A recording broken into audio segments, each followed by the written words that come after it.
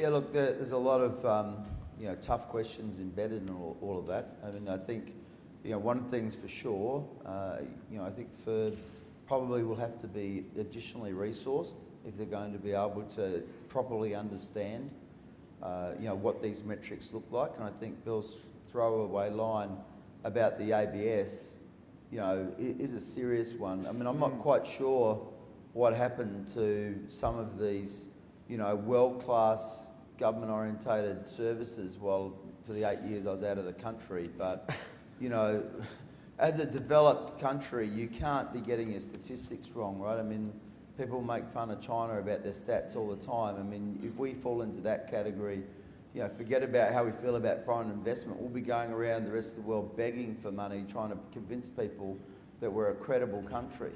And that's really important stuff. But anyway, look, back to the point. The country's been based upon migration.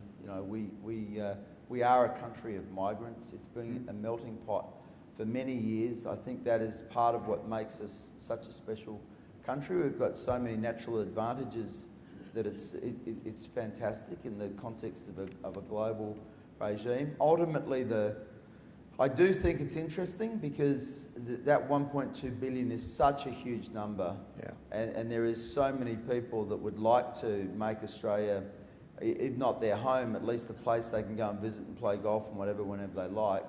But having said that, we've got the landmass almost of North America. We've got a lot of capacity. As soon as you get outside of the major cities, there is so much spend relative to population.